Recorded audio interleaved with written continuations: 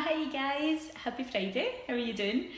Thank you so much for coming back. It feels as if I've already done this vlog because genuinely this is the fourth take now. And the only reason it's the fourth take is because what I'm talking about tonight doesn't just refer to me. I'm talking about something that's happening with another business and I'm so conscious of getting it right that I keep messing up. So I've promised myself that this is the last take. Let's hope I get it right. Okay, so welcome back. It's Hustle Week, it's still Hustle Week. And I was going to be talking about another myth that we were debunking tonight. And actually what happened is something quite exciting happened today. It has been happening over the last few weeks, so I've not really been in a position to talk about it. But it gained more momentum today, shall we say. And it actually reminded me of a few myths of business and entrepreneurship that I held before, which have been completely knocked out the park. So I thought it would be a good way to wrap up what we've been talking about in Hustle Week and actually to give you a bit of what is hopefully a motivational and inspirational story for you to finish your week off on a high. I'm aware that it's Easter Friday, so happy Easter Friday to everybody in the UK, happy first day of the weekend to everybody in Kuwait, and happy Easter Friday to everybody here who's celebrating it. And let me take you back, if you don't mind, a couple of years to 2007, where I'm going to begin this story that hopefully won't take more than 9 minutes to tell you. But the two myths that I'm going to be talking about, one is the myth that in entrepreneurship and in business, and probably in life sometimes, you should always focus on one thing at a time. And you should always give that one thing your absolute focus until it's done. And the other thing is that you shouldn't do business with friends. And that actually getting into business, there's a commonly held belief that you will lose friends along the way and that it's a very, very lonely and isolated place. And it can be, but hopefully I'll explain why it doesn't have to be that way. 2007. This was not me. I was not living in Kuwait. I was not living in a fancy 5-star hotel. I didn't even have an iPhone. Were iPhones even out in 2007? I think I had a Nokia 19 Canteen. I was not in a good place. I could not hold down a job through lack of challenge and frustration and just general unhappiness with my life. Couldn't work out what it was I wanted to do. And I settled on the idea of being a property developer. And the way that I became a property developer in 2007 was to buy an extremely overpriced flat with an insanely high mortgage ratio. It was like a 95% mortgage on an interest-only mortgage. And I bought that flat in 2007 at the height of property prices. So not only did I pay too much for it, but the next year I instantly catapulted myself into negative equity. But even worse than that, it wasn't a flat I wanted to live in. So the plan B of having an investment property that's not really an investment is that you live in it. And to me that was just absolute torture. It wasn't in an area I wanted to stay. It wasn't a flat I wanted to stay. And it was basically just a pretty shit decision, let's just call it that. So after I moved into the flat, I very quickly ran out of money to renovate it. The crash hit, recession hit, I got made redundant from a couple of recruitment jobs. It was just a really horrible time all round. And as my hopes and dreams of becoming a property developer kind of went down the tubes, it made me listen. Remember that voice in the head that I was telling you about yesterday that says you're not good enough? It made me listen to that voice too much. And I didn't put it down to just the fact that it was a bad time and that I was inexperienced and that I'd made a few mistakes and that I could come back for it. I put it down to the fact that that was life telling me that I should not be a property developer.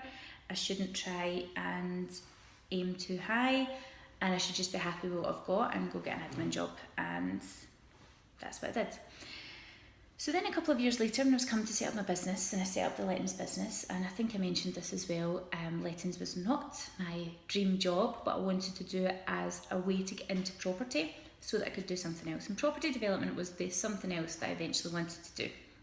But Amy Property was my absolute focus. Throughout the whole of 2014, I devoted every second of every waking day to making that business work.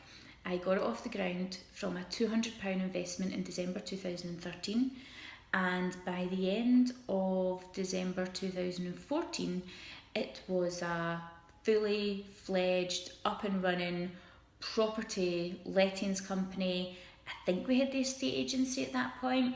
We were dealing with 45 luxury properties in Glasgow city centre.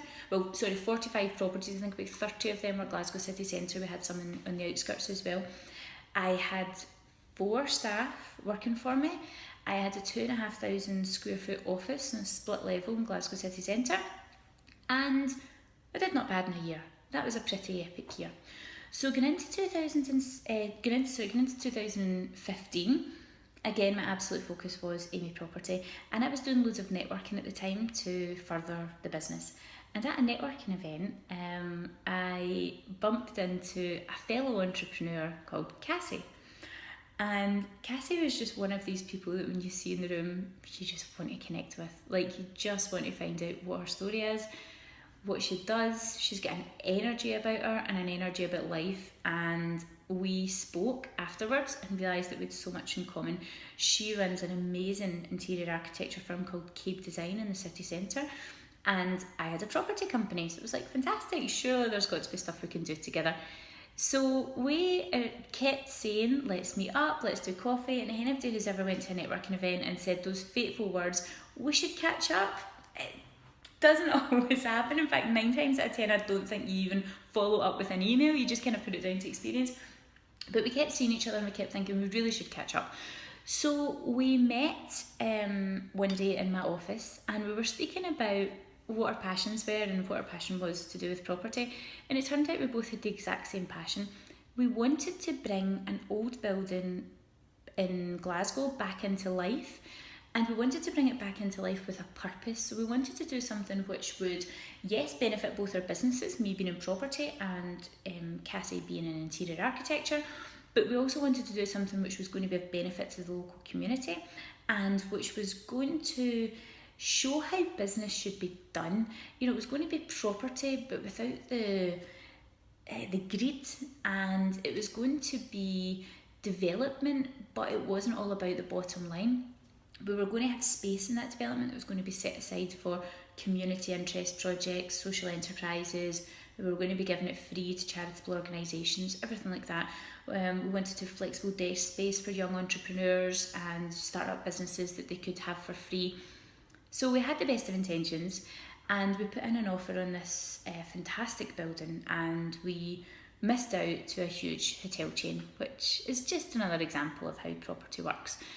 But to be honest, it was for the best, because it wasn't the right time for either of us to do it in terms of what then happened with both our businesses taking off just a couple of months after that, and we get so inundated with other projects, which is great because we were really, really busy.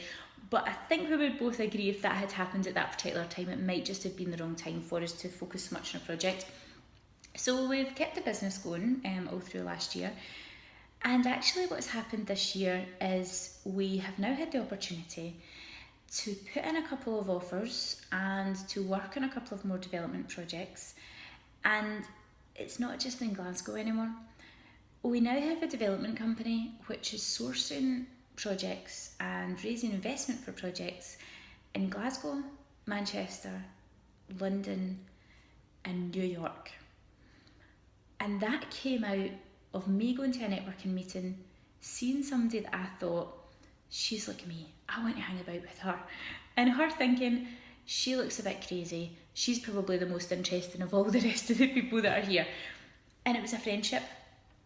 And our friendship was born then into being business partners and into being collaborators and into being founding partners of what is, I believe, and I know Cassie believes, and I hope you will come to believe, a fantastic organisation called LWG Developments. And LWG stands for Live, Work, Grow. And it's our commitment and our passion and our goal and our vision is to make this a reality within those cities within the next 2 years. And we're going to do that through a variety of methods, and we're going to do that kind of ramping up really over the next few months with all of these projects that we have on the go. And it's a big focus for both our organisations now, because it integrates so well with what we both do. Now, if at that fateful meeting a year ago, when I met Cassie, over a year ago, about 18 months ago, we had both said we're just going to concentrate on our own businesses, I'm pretty sure our businesses would be doing fantastic right now, the same as they both are, but we wouldn't have had this other thing that we've got. And it's not just a property development company, it's two, pardon me for saying, but it's two female entrepreneurs coming together for the greater good of their local city, of other cities, and actually of the whole business community in general. I don't think that happens very often. So much competition between entrepreneurs, so much competition especially between female entrepreneurs, and the fact that not only a great business has come out of it, but a great friendship has come out of it. I count myself extremely lucky, but also I'm extremely excited about the future. I have 3 business partnerships. I have 3 people that I'm in business partnership with, and they're all friends. Brian, who is my business partner for the Amy UK offices, I went to school with him. And David, who is my business partner for another company that's coming up, I've known him for years. We knew each other from Paisley in the days when I had that crap flat. And Cassie is a friend who I met through networking. None of those business relationships were founded on, I've got a way to make money, or I know a way that we can screw people over, or I know a way where we can just grab that last 20% out of that deal. They were founded on, this is my passion, this is what I want to do, this is why I want to make things different, this is how I want to change the world. And by somebody else going, I quite fancy doing that too, let's do it together. There's been no smoke screen about it. There's been no pretending to be something we're not. Like we were saying through the week, there's been no finance issues. It's not a business partnership that we've all had to cough up hundreds of money for. It's literally somebody sitting over a coffee and going, I believe in you. I believe that you believe the same things I believe. Let's work together. And I genuinely think that's the way to do business. So throw out that rule book that tells you have to be a horrible person to be a business person. Get rid of the mantra that you will lose friends as you go through this journey, because actually all I've done is accumulate friends. And my overriding reason for wanting to be a property developer is that one day in a couple of years' time, I want to drive across that Kingston Bridge and look out over the Glasgow skyline and see a building that looks different or that wasn't there before, that's in its current position and it's in its current state and it's contributing to the community in its current way, because I had the courage to tell that little voice in my head to shut the hell up and to sit down in front of somebody else and say, this is what I want to do. Do you want to be a part of that? And if you have something like that, please just go for it. Please just sit down in front of as many people as you can and tell them exactly what it is you want to do, because I absolutely 100% swear to you, if you tell enough people, somebody will come into your life who will help you make it a reality. We're just about to make this dream that I've had since 2007 a reality. It's my dream, it's Cassie's dream, it's Brian's dream, it's David's dream. We're all in this together and we're all working together for this outcome which is going to change all of our lives. I think that is one of the most magical things that could ever happen, and I really hope that it happens to you. Definitely one of the most magical things not to happen is me taking up 14 minutes of your time again just to talk about me. But I really hope that story's helped. I pinch myself every day to be in this fortunate position, and I know there's a lot of hard work ahead, and that's how I'm really glad that I'm doing this vlog, so I can bring you along for the journey so you can see exactly what's involved. But please don't think for 1 second that you cannot enjoy the journey. I am having so much fun. I love that I have business partners that I can turn around to and share the experiences with and go through it at the same time. And one day soon, in a couple of years' time, we're going to be able to look back and realise that we made a difference to other people's lives as well. And I think that might just be the best thing in the world. I'm going to leave you with your Friday night now. Have a lovely Easter. I'll speak to you all tomorrow, hopefully. And thank you so much for watching. Good night.